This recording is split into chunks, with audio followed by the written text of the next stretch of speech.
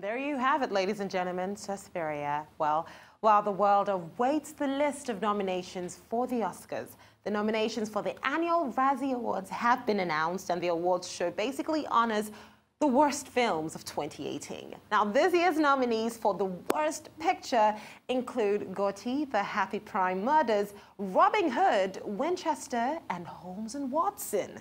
Nominees for Worst Acting include John Travolta for Gotti, Melissa McCarthy for The Happy Time Murders and Life of the Party, Bruce Willis for Death Wish, and Jennifer Garner for Peppermint. Well, the 39th Annual Razzie Awards will take place on February 23rd, the night before the 91st Academy Awards. I don't know if to feel good or to feel bad. Well, when it was first released, First Man seemed like it was going to shoot for the moon at the Oscars. Well, it has been sort of left out for the awards conversation now, but it still remains one of the best films released last year. And take a look at the director, Damien Chazelle, and the cast on shooting the film. 5, 4, 3, 2.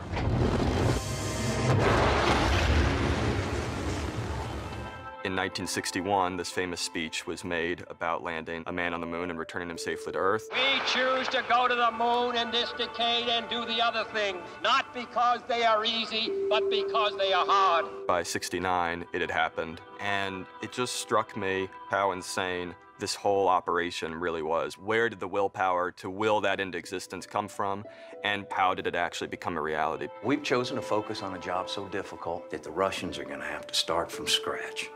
As will we. So I just became fascinated by that mission, and I wanted to make a mission movie from Neil's perspective. T-minus 2 minutes and counting. I just wanted to try to peel back the layers of mythology. We're full steam ahead for Apollo.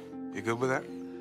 Yes, sir. I think that the perspective that the film was shot from, in terms of really making an effort to put the audience in the pilot seat of not just the missions, but also of the Armstrong's life. What's wrong? Nothing, honey. Your dad's going to the moon. That's a powerful point of view to experience. I wanted every aspect of the film to feel real and lived in, and not just the mission sequences, but also the stuff on the ground. Do you think you're coming back?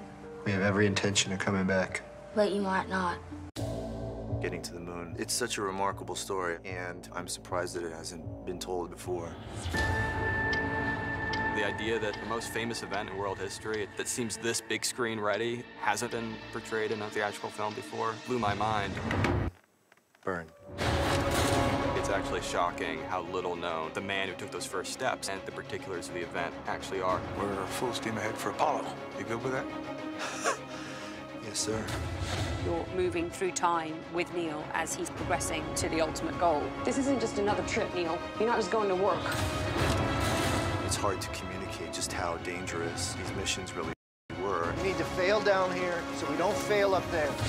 I wanted to make the audience see what they see, hear what they hear, feel what they feel. They were essentially taking military ballistic missiles and replacing the nuclear payload with people. It makes you all the more cognizant of how brave these people were. We have serious problems.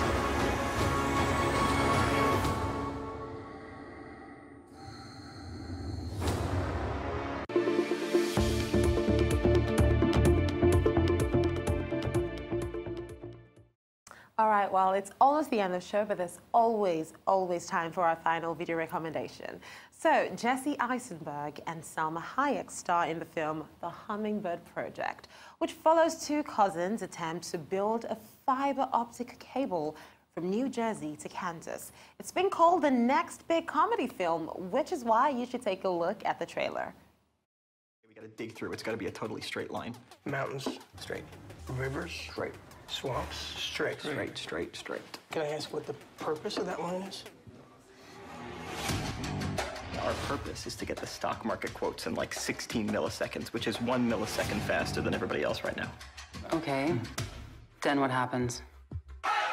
Roughly $500 million a year.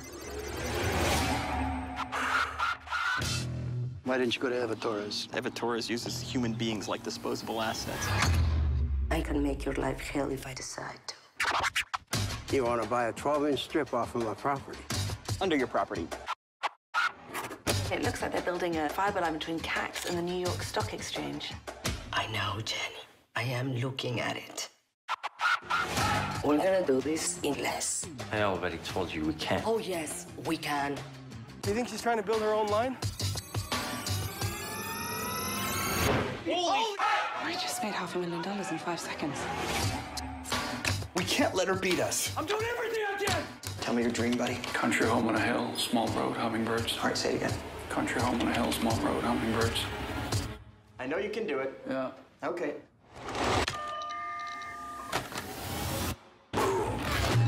Somebody rigged our network.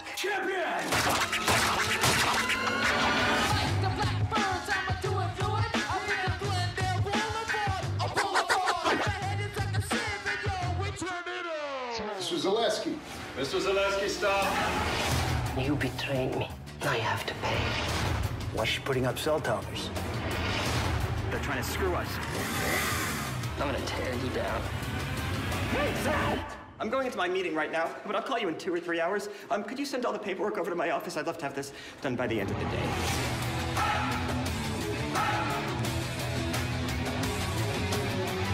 Just think of it as David walking onto the floor of the stock exchange, taking out the biggest slingshot ever, and bringing Goliath down to his knees.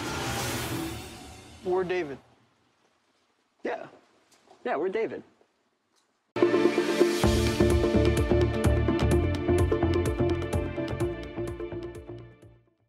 Well, we have come to our least favorite part of the show. From everyone in Lagos, thank you for watching the show. And remember, you can catch us every single weekday at 4 p.m. right here on the Arise News channel. So, until next time, I am Katri Ofye, and this has been Arise 360. Thanks.